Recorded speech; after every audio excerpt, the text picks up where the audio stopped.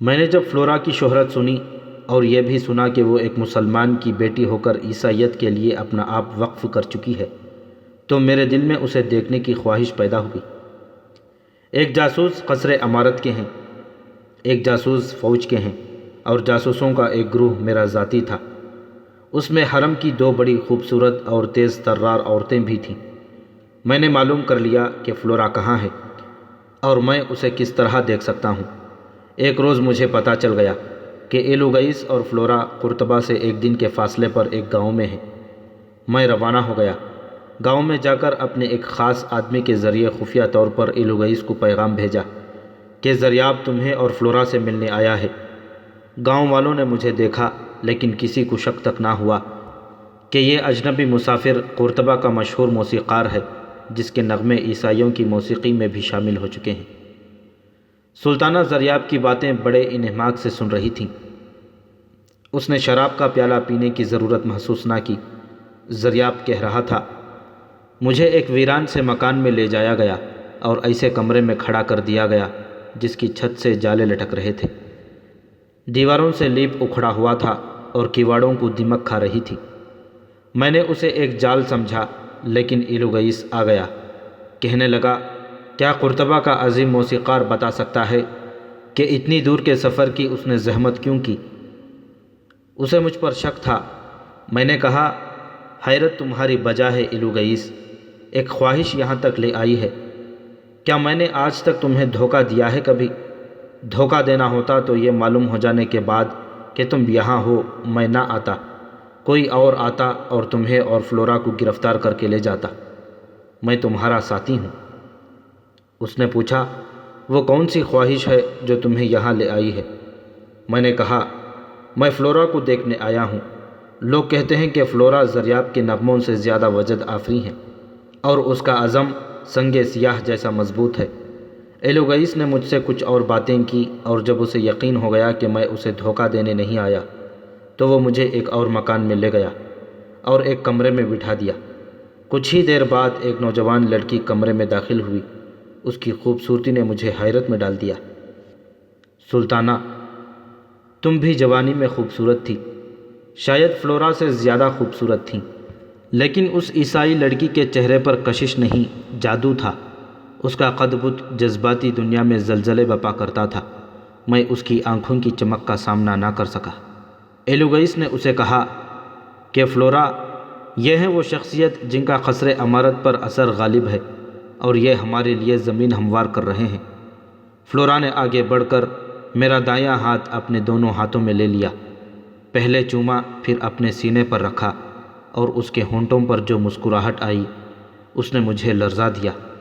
کبھی شک ہوتا تھا جیسے یہ جسم نہیں، روح ہے سلطانہ۔ فلورا پھول نہیں، کلی تھی۔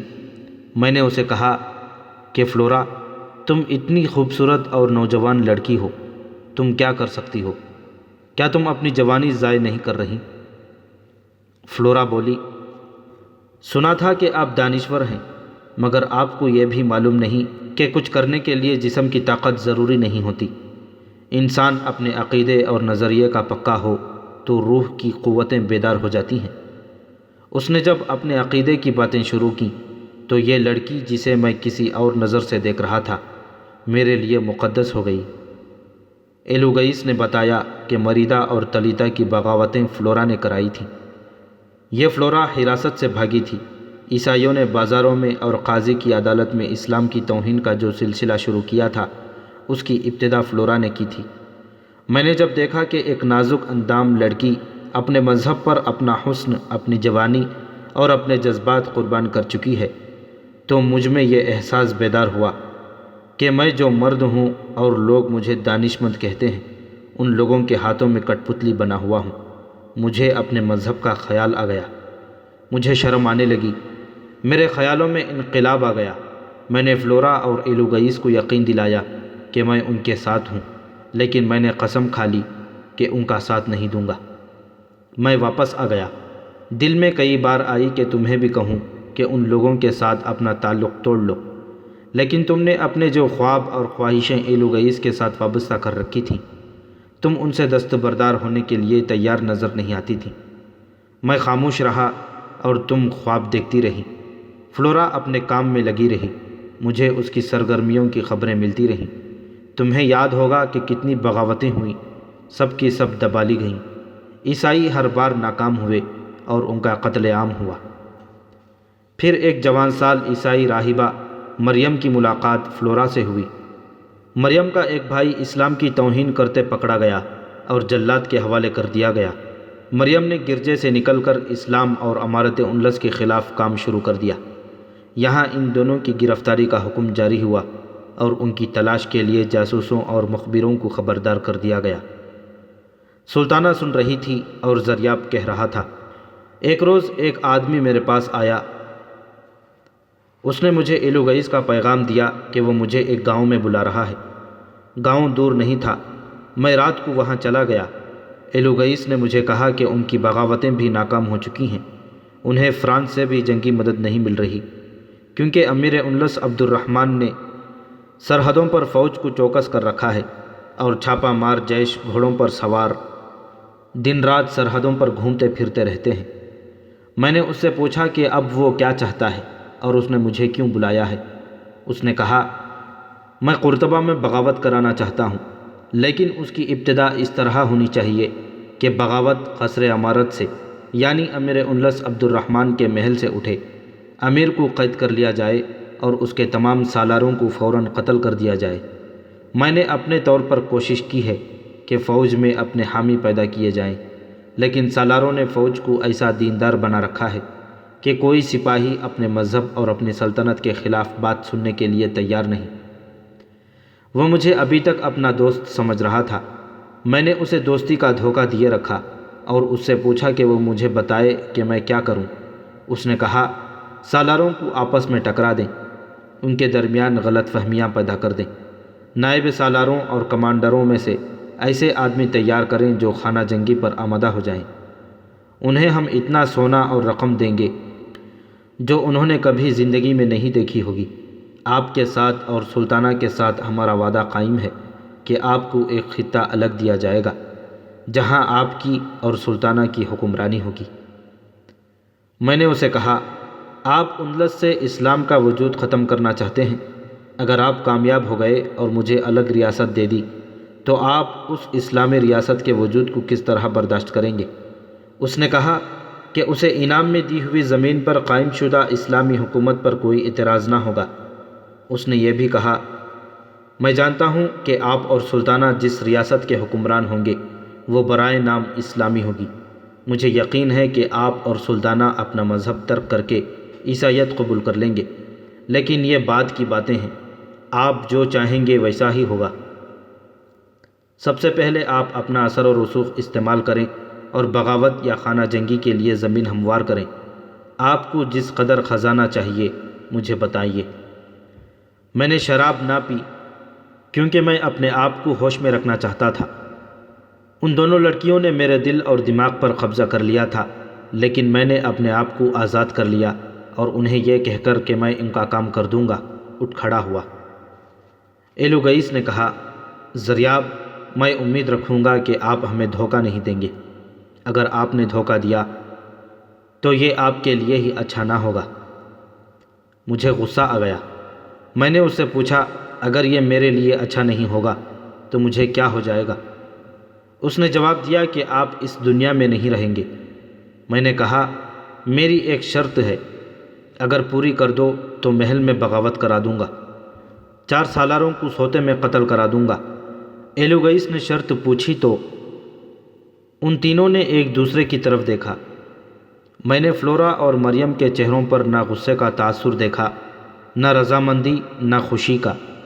دونوں کا رد عمل اتنا ہی تھا کہ ان کے ہونٹوں پر جو بڑی پیاری مسکراہٹ تھی وہ غائب ہو گئی۔ ایلوگئیس نے مجھے کہا کہ میں ذرا انتظار کروں اور وہ دونوں لڑکیوں کو دوسرے کمرے میں لے گیا۔ کچھ وقت لگا کر آیا، لڑکیاں اس کے ساتھ نہیں تھیں۔ کہنے لگا، ان لڑکیوں کے دلوں میں مسلمانوں کی اتنی نفرت بھری ہوئی ہے کہ یہ کسی مسلمان کے جسم کے لمس کو برداشت نہیں کر سکتی۔ میں بچہ نہیں تھا سلطانہ۔ میں ایلوگئیس کے بولنے کے انداز اور لب و لہجے میں کوئی اور ہی تاثر دیکھ رہا تھا۔ فلورا کو ان لوگوں نے مریم ثانی بنا رکھا تھا، اور مریم راہبہ تو تھی ہی، راہبہ جنہوں نے اپنے اوپر شادی حرام کر رکھی تھی۔ اگر بھولے بھٹکے ان کا جسم کسی مرد کے جسم سے چھو جائے تو وہ غسل کرتی اور گرجے میں جا کر بخشش مانگتی ہیں۔ کیا تم دل سے چاہتے تھے کہ دونوں لڑکیاں تمہارے پاس آئیں؟ سلطانہ نے پوچھا۔ تم تو میری محبت کے دعوے کیا کرتے تھے۔ نہیں، زریاب نے کہا، مجھ میں قومی غیرت تو پہلے ہی بیدار ہو چکی تھی۔ اب ایلوگئیس نے مجھے قتل کی دھمکی دی تو میں نے ان کی غیرت کے ساتھ کھیلنے کا ارادہ کر لیا۔ ایلوگئیس نے مجھے یہ کہا کہ فلورا اور مریم کے دلوں میں مسلمانوں کی نفرت ہے، تو میرے دل میں ان لوگوں کی جو ذرا سی عزت رہ گئی تھی وہ بھی نکل گئی۔ ایلوگئیس نے جب مجھے اگلی رات آنے کو کہا تو میں نے اس کے تیور دیکھ لیے۔ اگلی رات وہ میرے ساتھ کوئی اور کھیل کھیلنا چاہتا تھا۔ یہ میرا شک بھی ہو سکتا تھا، ممکن تھا کہ لڑکیاں رضامند ہو گئی ہوں۔ اس قوم کے کردار کو میں جانتا ہوں۔ یہودی اور نصرانی اپنے قومی اور مذہبی مقصد پر اپنی عزت اور وقار قربان کر دیا کرتے ہیں، لیکن میرا دماغ کسی اور طرف چل پڑا تھا۔ میں نے ایلوگئیس سے کہا کہ میں کل رات آ جاؤں گا اور بغاوت کا منصوبہ بھی تیار کرا دوں گا۔ میں اسے اس اعتماد پر چھوڑ کر آ گیا کہ میں اگلی رات ضرور آؤں گا، اور یہ کہ میں اس کے جال میں آ گیا ہوں۔ صبح ہوئی تو میں منصور بن محمد کے پاس گیا، جو صاحب شرط پولیس کا چیف کہلاتا ہے۔ اسے بتایا گیا کہ ایلوگئیس، فلورا اور مریم فلاں گاؤں کے فلاں مکان میں ہیں، انہیں آج رات پکڑا جا سکتا ہے۔ میں نے منصور کو یہ نہ بتایا کہ میں خود وہاں گیا تھا، یہ بتایا کہ مجھے مصدقہ اطلاع ملی ہے کہ وہ تینوں کل رات وہیں ہوں گے۔ منصور بن محمد بڑا دانشمند صاحب شرط ہے۔ اس نے اسی وقت اپنے ایک مخبر پر بھکاری کا بہروت چڑھایا اور اسے کہا کہ وہ اس گاؤں میں جا کر بھیک مانگے اور وہاں کہیں موجود رہیں اور دیکھتا رہے۔ ایلوگئیس 2 جوان لڑکیوں کے ساتھ گاؤں سے باہر جائے تو اس طرح اس کا پیچھا کرے کہ انہیں شک نہ ہو، اور دیکھیں کہ وہ کہاں جاتے ہیں، اور واپس آ کر اطلاع دے۔ رات کو منصور نے سپاہیوں کو اس گاؤں کی طرف بھیج دیا۔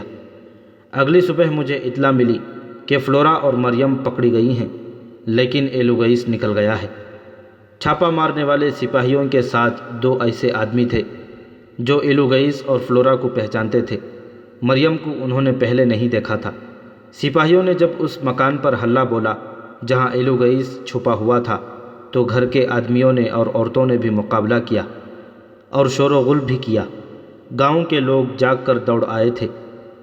سپاہیوں کے ساتھ جو صاحب لیل رات کا انسپکٹر تھا، اس نے اعلان کیا کہ وہ کون ہیں، اور اگر ان کا کسی نے مقابلہ کیا تو سارے گاؤں کو تباہ کر دیا جائے گا۔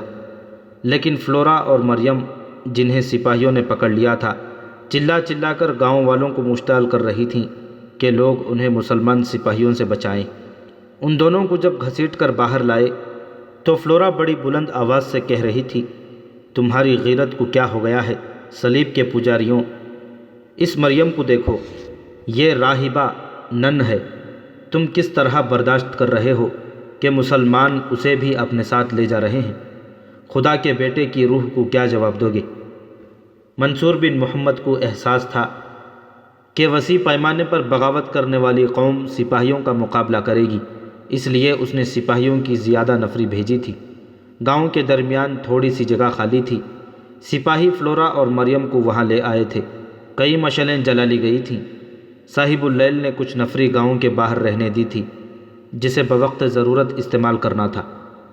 جب دونوں لڑکیوں کو سپاہی میدان میں لے آئے تو اعلان کیا گیا کہ کسی نے مزاحمت کی جرأت کی تو پورے گاؤں کو تباہ کر دیا جائے گا۔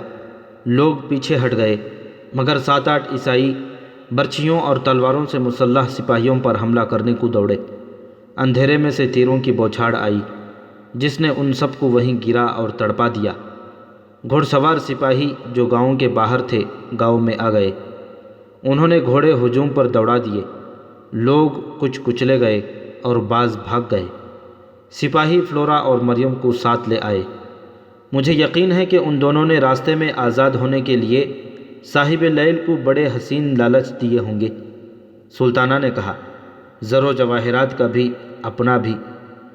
نہیں سلطانہ، زریاب نے کہا، تم نے بھی عمر اسی خوش فہمی میں گزار دی ہے، لیکن عورت میں مرد سے زیادہ قوت ہے۔ اسے وہی عورت سمجھ سکتی ہے جو کردار اور اپنے عقیدے کی پکی ہو۔ فلورا اور مریم نے راستے میں ایک بار پھر صاحب لیل کو کوئی لالچ نہیں دیا، بلکہ دونوں اسلام کو برا بھلا کہتی رہیں اور للکارتی رہیں کہ وہ انلس میں مسلمانوں کو چین سے نہیں بیٹھنے دیں گی۔ تم حیران ہو رہی ہو سلطانہ، تمہارا کوئی عقیدہ نہیں، تم نے اپنی خواہشوں کو عقیدہ بنا رکھا ہے۔ ایک وہ عورتیں تھیں جنہوں نے طارق بن زیاد اور ان مجاہدین کو جنم دیا تھا جنہوں نے انلس فتح کیا تھا، اور ایک یہ مائیں ہیں جنہوں نے ان امراء کو جنم دیا جنہیں امارت اور بادشاہت عزیز ہے۔ ان کے خاندان میں جو عورت بچہ پیدا کرتی ہے اس کا عقیدہ یہ خواہش ہوتی ہے کہ اس کا بیٹا تخت کا وارث بنے۔ تم بھی انہی عورتوں میں سے ہو، اس لیے تم حیران ہو رہی ہو کہ فلورا اور مریم نے رہا ہونے کے لیے اپنا آپ کیوں نہیں پیش کر دیا۔ ان دونوں عیسائی لڑکیوں نے راستے میں اسلام کو برا بھلا کہا اور دوسرے دن انہیں قاضی کی عدالت میں لے گئے۔ قاضی القضات نے فلورا سے کہا، میں تمہیں سزا میں صرف اس لیے رعایت دے رہا ہوں کہ تم مسلمان باپ کی بیٹی ہو۔ مجھے امید ہے کہ تم قید میں عبرت حاصل کرو گی اور راہ راست پر آ جاؤ گی۔ فلورا نے اپنی گستاخانہ روش پھر بھی نہ چھوڑی۔ قاضی القضات نے دونوں کو کچھ عرصے کے لیے قید خانے میں بھیج دیا۔ ایک روز ایک سفید ریش راہب انہیں قید خانے میں ملنے گیا۔ اسے ملاقات کی اجازت دے دی گئی، لیکن قید خانے کے داروغہ نے تھوڑی دیر بعد اس راہب کو قید خانے سے نکال دیا، کیونکہ وہ فلورا اور مریم سے کہہ رہا تھا کہ ثابت قدم رہنا، کیونکہ بعد میں تمہیں محل کے حرم میں داخل کر دیا جائے گا۔ بہت بعد میں مجھے کسی طرح پتہ چل گیا تھا کہ یہ راہب ایلوگئیس تھا جو بھیس بدل کر قید خانے میں ملاقات کے لیے گیا تھا۔ فلورا اور مریم نے قید خانے میں بھی اسلام کے خلاف بولنا جاری رکھا۔ انہیں ایک بار پھر قاضی القضات کی عدالت میں پیش کیا گیا۔ قاضی نے دیکھا کہ ان کا رویہ پہلے سے زیادہ خراب ہو گیا ہے، تو انہوں نے قانون کا صحیح استعمال کرتے ہوئے دونوں کی سزائے موت کا پروانہ جاری کر دیا۔ دونوں کو موت کی نیند سلا دیا گیا۔ ایلوگئیس غمزدہ بھی ہوا اور انتقام کی آگ بھی اسے جلانے لگی۔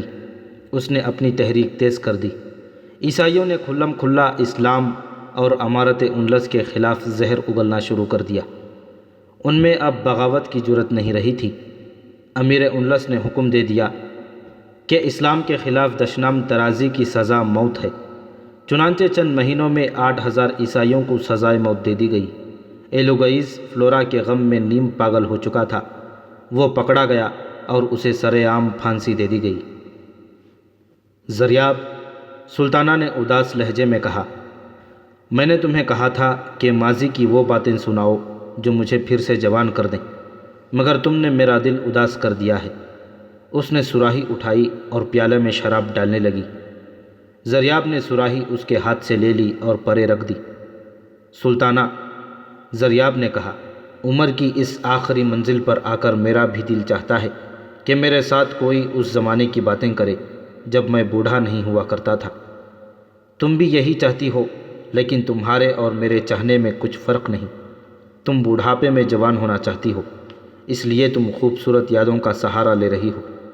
یہ فرار ہے، میں مفرور نہیں۔ بوڑھاپے کو قبول کر لو سلطانہ، تم نے ناکام زندگی گزاری ہے، اب اپنی خواہشوں سے دستبردار ہو جاؤ۔ تم تو کہتے تھے کہ تمہیں مجھ سے روحانی محبت ہے۔ وہ تو میں اب بھی کہتا ہوں، زریاب نے کہا۔ یوں محسوس کرتا ہوں جیسے اب تمہاری محبت اتنی زیادہ ہو گئی ہے کہ آگ میں کود جانے کو کہو گی تو کود جاؤں گا، لیکن آج رات گزرے ہوئے وقت کی وہ باتیں سن لو جو میں سنانا چاہتا ہوں۔ معلوم ہوتا ہے تم پکے مسلمان ہو گئے ہو، سلطانہ نے ہنستے ہوئے کہا۔ امیر انلس عبد الرحمن نے شاید تمہیں کچھ زیادہ انعام و اکرام دے دیا ہے۔ امیر عبد الرحمن نے مجھے سب سے بڑا انعام یہ دیا ہے کہ مرد مومن بن گیا ہے، زریاب نے کہا۔ میرا خیال ہے کہ تم نے تو کبھی بھی کوشش نہیں کی تھی کہ وہ مرد مومن بن جائے، سلطانہ نے کہا۔ یہ بھی ایک وجہ تھی کہ مجھے تم پر پیار آ گیا تھا۔ تم اسے عورت اور شراب میں ڈبوئے رکھنا چاہتے تھے۔ زریاب اس دور کا صرف موسیقار ہی نہیں تھا، اس نے موسیقی کو نئے آہنگ اور نئے رنگ ہی نہیں دیے تھے، بلکہ وہ دانشمند بھی تھا، علم و دانش والا تھا، اور اس کی زبان میں ایسا تاثر تھا کہ وہ جو کہتا وہ سننے والے سچ مان لیتے تھے۔ بڑھاپے کے آغاز میں اس نے اپنی روش اور اپنے خیالات بدل لیے تھے۔ ہاں سلطانہ، اس نے کہا، میں نے امیر انلس کو عیش و عشرت میں ڈبوئے رکھا تھا۔ میری جوانی تمہارے سامنے ہے، تم میرا ایک ایک گناہ میرے سامنے رکھتی چلو، میں گھبراؤں گا نہیں، اعتراف کروں گا کہ یہ میرے گناہ تھے اور میں نے ان سے توبہ کی تھی۔ میں آج انہی باتوں کو یاد کرنا چاہتا ہوں جو تم سننا نہیں چاہتی۔ ہاں سلطانہ، ایک گناہ ہے جو میں کیے چلا جا رہا ہوں، اس سے میں توبہ نہیں کروں گا، یہ ہے تمہاری محبت، اس سے میں دستبردار نہیں ہو سکتا۔ محبت کو تم گناہ سمجھتے ہو؟ سلطانہ نے پوچھا۔ یہ اس پر منحصر ہے کہ محبت کس کی جا رہی ہے اور کس طرح کی جا رہی ہے، زریاب نے کہا۔ تم جانتی ہو ہماری محبت کیسی ہے؟ امیر عبد الرحمن نے بھی تمہیں حرم کا ہیرا کہا تھا، میں نے بھی تمہیں حرم کا ہیرا ہی کہا تھا۔ کوئی اور بات کرو زریاب۔ نہیں سلطانہ، زریاب نے دکھے ہوئے لہجے میں کہا، تم نے ماضی کے پردے اٹھا دیے ہیں تو مجھے وہ باتیں یاد کر لینے دو جو تمہیں اچھی نہیں لگتی، پھر میں تمہاری باتیں سنوں گا۔ میرے پاس اب صرف ایک ہی بات رہ گئی ہے، سلطانہ نے کہا، میرا بیٹا امیر عبد الرحمن کا جانشین ہو۔ میں نے قصر عمارت کے 3-4 با اثر لوگوں کو اپنے حق میں کر لیا ہے، اب میں امیر عبد الرحمن کے مرنے کا انتظار کر رہی ہوں، اسے اب مر جانا چاہیے، کیا تم میرے بیٹے کے حق میں نہیں؟ وقت آنے دو، زریاب نے کہا، امیر عبد الرحمن کے 45 بیٹے ہیں، ان میں کچھ اس کی منقوہہ بیویوں میں سے ہیں اور زیادہ تر حرم کی عورتوں کے بطن سے ہیں، ان میں ایک بیٹا تمہارا بھی ہے۔ میں چاہتا ہوں کہ امیر عبد الرحمن مرنے سے پہلے اپنا جانشین مقرر کر دے، اگر اس نے ایسا نہ کیا تو اس کے مرتے ہی اس کے محل میں فساد بپا ہو جائے گا، ان سب کی نظریں مولدین کی تخریبی کارروائیوں سے ہٹ جائیں گی، اور یہ صورتحال سلطنت انلس کے لیے بڑی ہی خطرناک ہوگی۔ یہ سوچ لو سلطانہ، مدثرہ کا جو اثر ہے وہ تمہارا نہیں ہو سکتا، اس نے چاہا تو تمہیں محل سے نکلوا بھی دے گی۔ سلطانہ گہری سوچ میں کھو گئی۔ تم نے پوچھا تھا کہ امیر انلس کو مرد مومن کس نے بنایا ہے، زریاب نے کہا۔ تم نے مجھ پر طنز کی ہے کہ وہ میں نہیں تھا۔ ہاں سلطانہ، میں وہ نہیں تھا، وہ مدثرہ تھی اور وہ اسلام کی آن کے پرستار تھے، اور امیر عبد الرحمن کے اپنے خون میں بھی کچھ غیرت تھی۔ میں تمہیں آج بتا دیتا ہوں سلطانہ، اس امیر انلس نے عیش و عشرت میں سے نکل کر یہاں اسلام کی جڑیں اور زیادہ مضبوط کر دی ہیں۔ اس کی امارت کے ابتدائی دور میں یہی نظر آ رہا تھا کہ نصرانی انلس کی جڑوں میں اتر جائیں گے، کیونکہ یہ شخص تم جیسی حسیناؤں کی جنت میں چلا گیا تھا۔ کیا تمہیں یاد نہیں کہ تمہارے حسن اور ناز و ادا نے اور میرے نغموں اور میری آواز نے اسے سلطنت کے امور اور سلطنت پر جھپٹتے ہوئے خطروں سے بے نیاز کر دیا تھا؟ حکمران نااہل ہو، احمق ہو یا عیاش ہو، وہ خوشامدیوں اور اپنی سلطنت کے دشمنوں کے کام کا آدمی ہوتا ہے۔ اسے مشیر بھی وہی اچھے لگتے ہیں جو اسے یہ احساس دلاتے رہیں کہ وہ نااہل اور احمق نہیں۔ میں نے یہی کیا، تم نے بھی یہی کیا، اور یہ اسی کا نتیجہ تھا کہ اس کے دور امارت میں عیسائیوں نے سب سے زیادہ بغاوتیں کی۔ تحریک مولدین اسی دور میں چلی، سب سے زیادہ کشت و خون اسی دور میں ہوا۔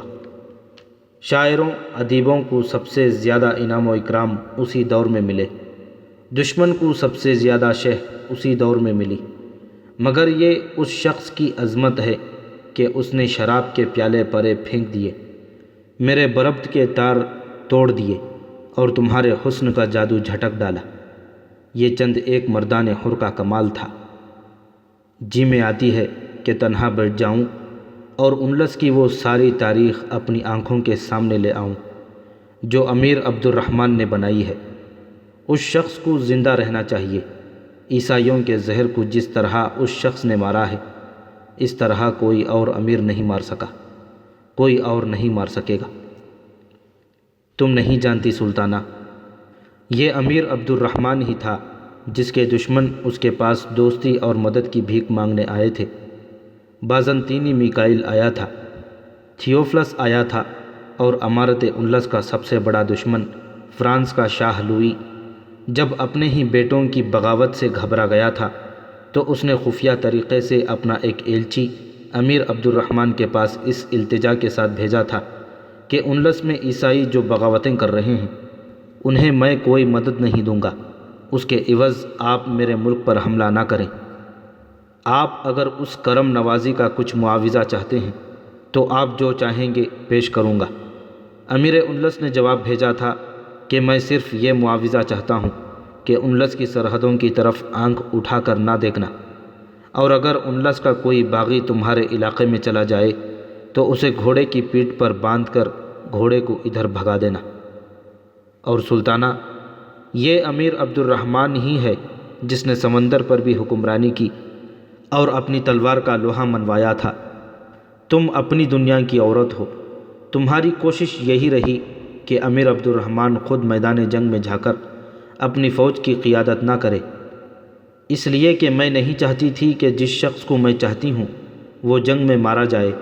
سلطانہ نے کہا، تم اگر اس عمر میں آ کر بھی جھوٹ بولنے سے توبہ کر لو تو تمہیں روحانی سکون مل جائے۔ زریاب نے کہا، تمہیں اندلس کے دشمنوں نے کہا تھا کہ ان کی یہ مدد کرو کہ عبد الرحمن کو میدان جنگ میں یا کہیں بغاوت کو دبانے کے لیے نہ جانے دو، کیونکہ امیر عبد الرحمن میں عسکری قیادت کی جو اہلیت ہے اس کے سامنے شاید ہی کوئی فوج جم کر لڑ سکتی ہو۔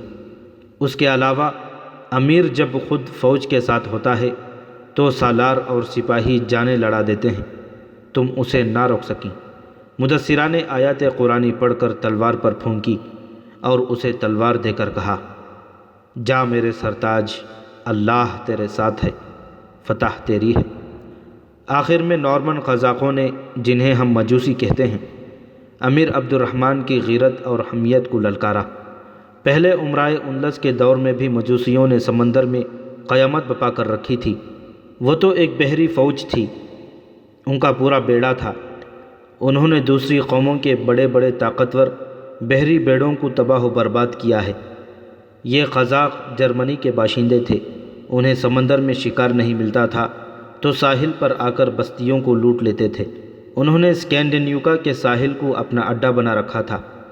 وہاں سمندر اتنا خطرناک تھا کہ کوئی اور جہاز ران وہاں تک جانے کی جرت نہیں کرتا تھا۔ مجوسی اتنے خونخوار اور درندے اور اتنے زبردست جہاز ران تھے کہ سمندر کے طوفان بھی جیسے ان سے ڈرتے تھے۔ چند برس پہلے کا واقعہ ہے۔ امیر عبد الرحمن کچھ تھکا سا اپنے خاص کمرے میں نیم دراز تھا۔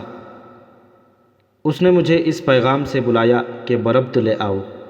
میں گیا تو اس نے مسکرا کر کہا، زریاب، تھک گیا ہوں، بوڑھا ہو گیا ہوں نا، کچھ سنا دو، بڑے دھیمے سے سروں میں۔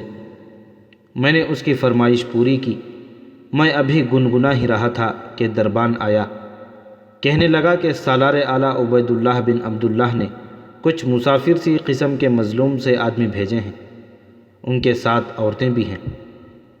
میں کہنے ہی لگا تھا کہ امیر اس وقت کسی سے نہیں ملیں گے، لیکن امیر عبد الرحمن سیدھا ہو کے بیٹھ گیا اور مجھے کہا کہ ساز الگ رکھ دو، اگر یہ لوگ مسافر اور مظلوم ہیں تو انہیں ساز اچھا نہیں لگے گا۔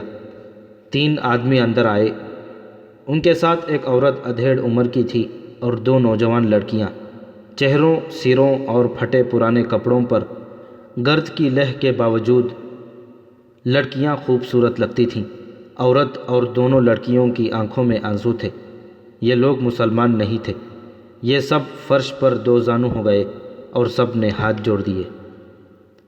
امیر عبد الرحمن نے انہیں آرام سے بیٹھنے کو کہا اور دربان کو بلا کر کہا کہ ان کے لیے وہ شربت لائے جو وہ خود پیا کرتا ہے اور ان کے آگے پھل اور میوے کا ڈھیر لگا دے۔ پھر ان سے پوچھا کہ وہ کیوں آئے ہیں۔ ادھیڑ عمر عورت نے دیہاتی زبان اور انداز میں کہا، کیا ہمیں اس لیے ان درندوں اور وحشیوں کے رحم و کرم پر آپ نے پھینک رکھا ہے کہ ہم مسلمان نہیں؟ کیا ہم انسان نہیں؟ اس کے ساتھ کے ایک آدمی نے اسے کوہنی مار کر کہا، تمیز سے بات کرو، یہ بادشاہ ہیں۔ امیر عبد الرحمن نے گرج کر کہا، اور زیادہ غصے سے بات کرو، یہاں کوئی بادشاہ نہیں، ہم تمہاری مدد کریں گے۔ وہ درندے اور وحشی کون ہیں؟ عورت نے کہا، وہ جرمن قزاق ہیں، انہیں نارمن بھی کہتے ہیں۔ انہوں نے بستیاں اجاڑ دی ہیں، ہمارے پاس فصل کے دانوں کے سوا ہوتا ہی کیا ہے؟ وہ تمام اناج اور مویشی اپنے ساتھ لے جاتے ہیں، خوبصورت لڑکیوں اور چھوٹی بچیوں کو، خوبصورت اور کمسن لڑکوں کو اٹھا لے جاتے ہیں، ان سب کو سمندر پار کر کے ملکوں میں بیچ ڈالتے ہیں۔ ہم لوگ کہاں جائیں؟ ان کا بیڑا ہمارے ساحل پر لنگر انداز ہوا تو لوگ گھروں سے بھاگ گئے۔ یہ لڑکیاں میری بیٹیاں ہیں، ہمیں ان کا غم تھا، ہم جنگل میں جا چھپے۔ رات کو سردی اتنی زیادہ پڑی کہ میرا ایک بچہ ٹھٹر کر مر گیا، میں پاگل ہونے لگی۔ میرے خاوند نے کہا کہ چلو قرطبہ چلیں، ہم اتنے دنوں کی مسافت بھوکے طے کر کے آئے ہیں، اگر آپ کی تلوار قزاقوں کے خلاف نیام سے نہیں نکل سکتی تو میری ان بیٹیوں کو پناہ میں لے لیں۔ ہمیں بتایا گیا ہے کہ مسلمان عورت کی آبرو پر مر مٹتے ہیں۔ سلطانہ، مجھے وہ رنگ یاد ہے جو امیر عبد الرحمن کے چہرے پر آ گیا تھا۔ اس نے دربان کو کہا، ان سب کو شاہی مہمان خانے میں رکھو، انہیں نہلاؤ دھلاؤ، کھلاؤ پلاؤ اور انہیں کپڑے دو، اور سالار اعلیٰ کو فوراً میرے پاس بھیج دو۔ میں نے دیکھا کہ امیر عبد الرحمن کے بوڑھے چہرے پر جوانی کی چمک آ گئی۔ اس نے مجھے کہا، خدا نے یہ فرض بھی مجھے ہی سونپا ہے، میں یہ فرض ادا کروں گا۔ اس کی اداسی اور بڑھاپے کی تھکن دور ہو چکی تھی۔ سالار اعلیٰ عبید اللہ بن عبداللہ آیا تو عبد الرحمن نے اسے کہا، آپ کے بھیجے ہوئے آدمی اور عورتیں میرے پاس آئی تھیں، ہمارے پاس ویسا بحری بیڑا نہیں جیسا مجوسیوں کے پاس ہے، لیکن میں ان سے ٹکر لے کر انہیں ختم کرنا چاہتا ہوں۔ سالار اعلیٰ نے کہا، ہمارے پاس بڑی کشتیاں اور بہت چھوٹے چھوٹے جہاز ہیں، ان سے ہم سمندری لڑائی نہیں لڑ سکتے، اگر آپ حکم دے دیں تو بڑے جہازوں کا بیڑا تیار ہو جائے گا۔ اس دوران ہم فوج ان ساحلوں پر بھیج دیں گے جہاں مجوسی لنگر انداز ہو کر خشکی پر لوٹ مار کے لیے آیا کرتے ہیں۔ فوری طور پر فوج کو کوچ کا حکم دے دیا گیا۔ مجوسیوں کے حوصلے اتنے بڑھ گئے تھے کہ وہ بید اور چمڑے کی بنی ہوئی کشتیوں پر دریاؤں میں بھی آنے لگے اور ان کی لوٹ مار کا سلسلہ وسیع ہو گیا۔ قرطبہ سے بھیجی ہوئی فوج کا ان کے ساتھ پہلا تصادم وادی الکبیر میں سے گزرنے والے دریا کے کنارے ہوا، لیکن انہوں نے فوج کی ایک نہ چلنے دی۔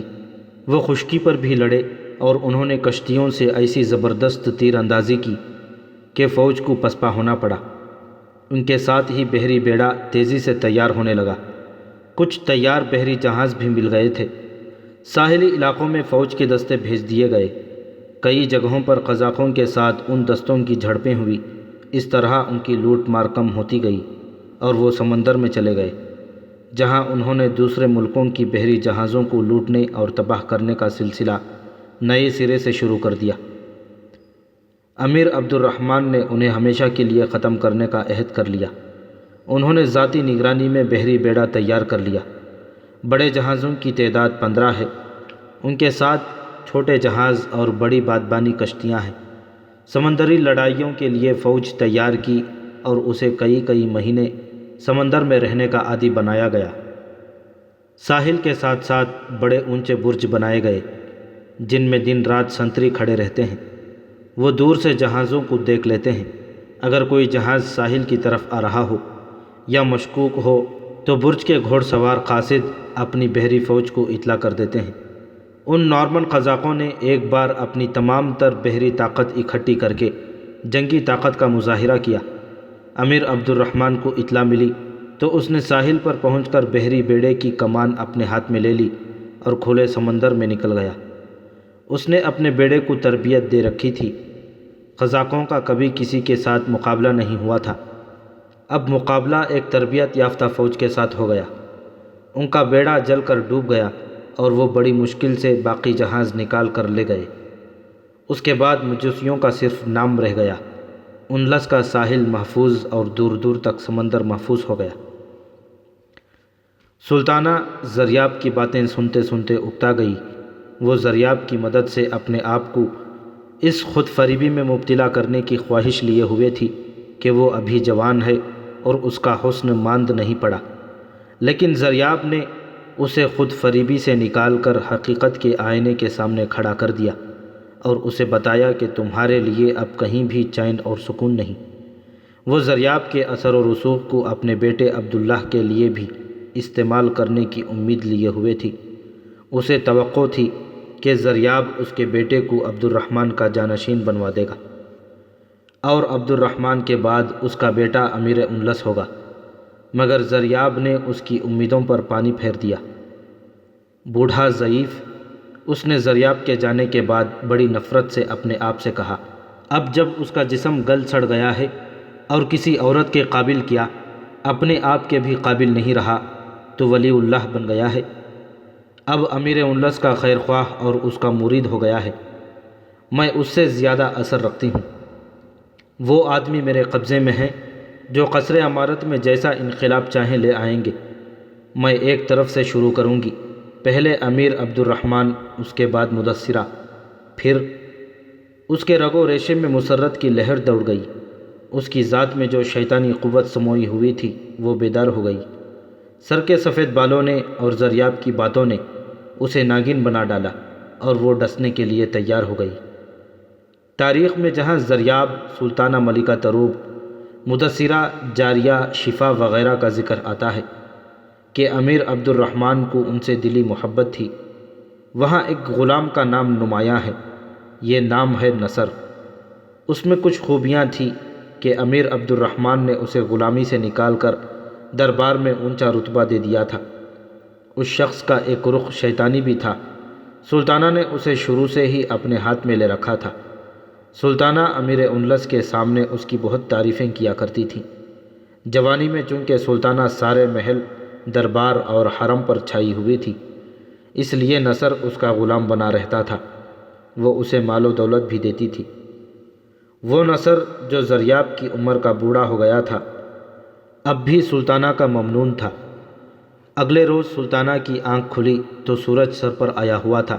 اس نے جاگتے ہی خادمہ کو بلایا اور اسے کہا کہ نصر کو بلا لاؤ۔ نصر آیا، اسے اس نے اپنے پلنگ پر ہی بٹھا لیا اور اس کے ساتھ اس نے گزرے ہوئے وقت کی باتیں شروع کر دیں اور اس کے بوڑھے جذبات میں جوانی کی کچھ گرمی پیدا کر کے اسے کہا کہ ایک آخری کام کر دو۔ اس نے منہ اس کے کان کے ساتھ لگا دیا۔ نصر کی آنکھیں کھلتی گئیں۔ یہ گناہ میرے ہاتھوں کرانا ہے؟ نصر نے اس کی بات سن کر کہا، ہاں نصر، یہ گناہ بھی تمہارے ہاتھوں کراؤں گی۔ سلطانہ نے کہا، ان حسین گناہوں کو یاد کرو جو میری کرم نوازی سے تم کرتے رہے ہو۔ ان میں کچھ گناہ ایسے ہیں جو آج بھی تمہیں جلاد کے حوالے کرا سکتے ہیں۔ تم جانتے ہو کہ جلاد کی تلوار میرے اشارے پر چلے گی۔ میرا یہ کام کر دو گے تو میرا بیٹا امیر انلس ہوگا اور تمہارے بیٹے فوج میں سردار اور کمانڈر ہوں گے۔ نصر زنجیروں میں بندھ گیا۔ وہ جانتا تھا کہ سلطانہ ناگن ہے، جسے چاہے ڈس لے۔ اس کے ساتھ اسے اپنی اولاد کا مستقبل بھی روشن نظر آیا۔ اس نے مسکرا کر سلطانہ سے کہا کہ میں نہیں کروں گا تو یہ کام اور کون کر سکتا ہے؟ بہت دیر بعد نصر سلطانہ کے گھر سے نکلا اور شاہی طبیب حورانی کے پاس گیا۔ حورانی بھی اب بہت بوڑھا ہو چکا تھا۔ نصر نے حورانی کے کان میں وہی بات کہی جو اسے سلطانہ نے کہی تھی۔ حورانی کا رد عمل بڑا ہی شدید تھا۔ وہ اچک کر پرے ہو گیا اور سر سے پاؤں تک کانپنے لگا۔ آپ کے لیے دو راستے ہیں، نصر نے اسے کہا۔ ایک یہ کہ قید خانے میں پڑے رہیں اور اس عمر میں وہ اذیتیں برداشت کریں جو جوان آدمی بھی برداشت نہیں کر سکتا۔ آپ جانتے ہیں کہ میری زبان سے آپ کے خلاف جو بھی الزام نکلے گا وہ بغیر شہادت سچ مانا جائے گا اور آپ کی عمر قید خانے میں گزرے گی۔ دوسرا راستہ آپ کو اسی دنیا میں بہشت دکھا دے گا۔ سونے کے دینار آپ کے آگے ڈھیر کر دیے جائیں گے۔ آپ سوچ لیں۔ ضعیف العمر حورانی پر خوف طاری ہو گیا۔ وہ اپنے انجام سے اتنا گھبرایا کہ اس نے کانپتے ہوئے ہاتھوں سے اسے وہ زہر دے دیا جو فوراً اثر کرتا تھا۔ تاریخ میں اس زہر کا نام لبیان المنوک لکھا گیا ہے۔ نصر نے اسے یہ نہ بتایا کہ یہ زہر وہ کس کے ایما پر لے جا رہا ہے۔ امیر عبد الرحمن کی بیوی مدثرہ کی عمر سلطانہ سے کچھ کم تھی، وہ بھی اب بوڑھی ہو چکی تھی۔ امیر عبد الرحمن کو موسیقی اور شراب سے نکالنے میں مدثرہ کا سب سے زیادہ ہاتھ تھا۔ شام کے وقت مدثرہ کو ایک عورت کی زبانی طبیب حورانی کا پیغام ملا کہ کسی بیماری کا بہانہ کر کے مجھے بلاؤ۔ مدثرہ نے کچھ دیر بعد اپنی خادمہ سے کہا کہ شاہی طبیب کو فوراً بلاؤ، مجھے پیٹ میں شدید درد ہے۔ خادمہ دوڑی گئی اور طبیب حورانی آ گیا۔ ملکہ عالیہ، حورانی نے مدثرہ سے کہا، آج مجھے وہ وقت یاد آ رہا ہے جب سلطانہ ملکہ تروب نے مجھ سے آپ کو دینے کے لیے زہر لیا تھا، اور میں نے آپ کو خبردار کر دیا تھا کہ کوئی خادمہ آپ کو شہد یا شربت سلطانہ کی طرف سے پیش کرے تو نہ لینا، اس میں زہر ہوگا۔ ہاں محترم، مدثرہ نے کہا، مجھے یہ بھی یاد ہے کہ آپ اتنے دل برداشتہ تھے کہ آپ نے کہا تھا کہ آپ یہاں سے چلے جائیں گے۔ میں نے آپ سے کہا تھا کہ آپ نہ جائیں، ہو سکتا ہے امیر انلس کو دینے کے لیے آپ سے زہر لیا جائے اور آپ انہیں خبردار کر دیں۔ مجھے معلوم نہیں کہ میں نے ایسے کیوں کہا تھا۔ آپ نے مجھے وہ واقعہ کیوں یاد دلایا ہے؟ آپ میرے ساتھ کیا بات کرنا چاہتے ہیں؟ آپ چونکہ نیک نیت عورت ہیں، اس لیے خدا نے آپ کو اس وقت اشارہ دے دیا تھا۔ طبیب حورانی نے کہا، آج امیر انلس کا وہ غلام جسے انہوں نے دربار میں آقا بنا دیا تھا مجھ سے زہر لے کر گیا ہے، جو وہ امیر انلس کو دے دے گا۔ حورانی نے مدثرہ کو تفصیل سے بتایا کہ نصر اسے کیسی دھمکی اور کیسا لالچ دے کر زہر لے گیا ہے۔ کیا آپ میری مجبوری سمجھتی ہیں؟ بالکل سمجھتی ہوں، مدثرہ نے کہا۔ نصر نے یہ نہیں بتایا کہ وہ کس کے کہنے پر اتنا بڑا جرم کر رہا ہے؟ نہیں، طبیب حورانی نے کہا، میرے پوچھنے پر بھی اس نے نہیں بتایا۔ آپ امیر انلس کو خبردار کر دیں کہ نصر کے ہاتھ سے کوئی چیز نہ کھائیں۔ اب مجھے اجازت دیں، میں نے اپنا فرض ادا کر دیا ہے۔ امیر عبد الرحمن کی صحت بڑھاپے کی وجہ سے اور زیادہ تر میدان جنگ میں رہنے سے اور آخر میں بحری لڑائی لڑنے اور سمندر میں زیادہ عرصہ گزارنے کی وجہ سے بگڑ گئی تھی۔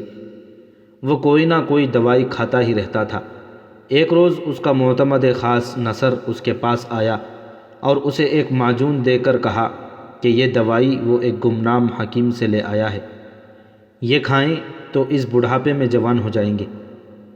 تم بھی بہت بوڑھے ہو گئے ہو نصر، امیر عبد الرحمن نے کہا۔ بڑھاپے میں جوان کر دینے والی دوائی تمہیں بھی چاہیے؟ میں بہت دوائیاں لے رہا ہوں، یہ دوائی تم کھا لو۔ نصر نے انکار کر دیا اور کہا، یہ تو میں آپ کے لیے لایا ہوں۔ نصر، امیر عبد الرحمن نے بادشاہوں کے رعب سے کہا، میں تمہیں حکم دیتا ہوں کہ یہ دوائی فوراً اپنے منہ میں ڈال لو۔ نصر کے چہرے پر پسینہ پھوٹ آیا۔ اس نے حکم کی تعمیل کرتے ہوئے معجون اپنے منہ میں ڈال لی۔ امیر انلس نے اسے چلے جانے کو کہا۔ مورخوں نے لکھا ہے کہ نصر باہر نکلا اور دوڑتا ہوا طبیب حورانی کے پاس گیا اور اسے بتایا کہ جو زہر وہ امیر عبد الرحمن کو کھلانے لے گیا تھا، وہ زہر اسے کھلا دیا گیا ہے۔ خدا کے نام پر کوئی دوائی دو، فوراً جا کر بکری کا دودھ پی لو، طبیب حورانی نے کہا۔ نصر باہر کو دوڑا مگر زہر اثر کر چکا تھا، وہ راستے میں گر پڑا اور مر گیا۔ مورخوں نے لکھا ہے کہ امیر عبد الرحمن اس زہر سے تو بچ گیا اور زہر لانے والا اس زہر کا شکار ہو گیا، لیکن امیر عبد الرحمن کے دل پر بڑی سخت چوٹ پڑی کہ جنہیں اس نے رتبے دیے اور اپنا ہمراز اور معتمد سمجھا، وہی اسے زہر دینے پر تل گئے۔ اسے اتنا صدمہ ہوا کہ 7-8 دنوں بعد 22 ستمبر 852 عیسوی کے روز وہ مر گیا۔ یہ راز ایک مدت بعد کھلا تھا کہ نصر نے سلطانہ ملکہ تروب کے کہنے پر امیر عبد الرحمن کو زہر دینا چاہا تھا۔